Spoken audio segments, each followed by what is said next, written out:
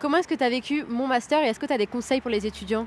Mon master, franchement, c'est une période hyper stressante, j'ai trouvé. C'est assez long de devoir faire chaque lettre de motivation pour chaque master auquel on prétend. Ensuite, la phase d'attente est vraiment hyper longue. Enfin, c'est hyper stressant. Donc, mon conseil, ce serait vraiment de faire une belle lettre de motivation, surtout si on n'est pas très sûr de ses notes et on n'est jamais trop sûr de ses notes en vrai. Et surtout, essayer d'obtenir des lettres de recommandation. Je sais qu'il y a plein de profs à la fac qui sont OK pour faire ça. Et ça, franchement, c'est un vrai plus pour un dossier, je pense. Alors mon master, ça a été la grande source d'angoisse de l'année dernière. Vraiment, faites-vous confiance, mettez en avant toutes vos qualités, vos atouts. Ne pas se dévaloriser dans une lettre de motivation. Et ce qui compte le plus, ça va être vraiment le CV, les expériences professionnelles et votre intérêt pour le droit. Parce qu'on peut très bien ne pas avoir toujours des très bonnes notes, mais montrer qu'on a vraiment une attention particulière pour un métier. Moi, c'était le notariat, donc j'avais fait beaucoup de stages. Vraiment, le conseil premier, ça serait celui de faire des stages, de nombreux stages, et évidemment d'avoir des bonnes notes. Mais sincèrement, en ayant des notes moyennes, on peut avoir un master. Faut vraiment pas stresser et se faire confiance. Je pense un peu comme tout le monde, on va mettre les pieds dans le plat, on le vit très mal.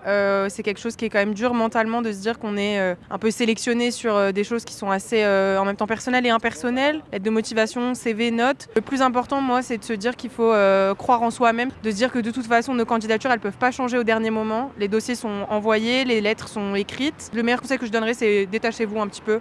Envoyez vos candidatures, fermez l'ordinateur et allez respirer un bon coup. Je l'ai fait 2 années moi du coup, parce que première année je n'avais rien eu. C'était assez laborieux, donc moi je conseille aux gens de s'y prendre, de le faire vraiment au fur et à mesure, de s'y prendre à l'avance. Moi j'ai été prise nulle part, voilà, tout simplement. Donc ça a été très compliqué la période parce que se prendre que des refus alors que on n'a pas des si mauvaises moyennes, c'est assez compliqué. Après moi ce que je conseillerais c'est vraiment de prendre des choses qui sont logiques parce que si moi j'ai été refusée partout c'est parce que j'ai fait des choix qui n'étaient pas spécialement logiques avec ma licence. Donc restez sur quelque chose qui quand même correspond à votre parcours.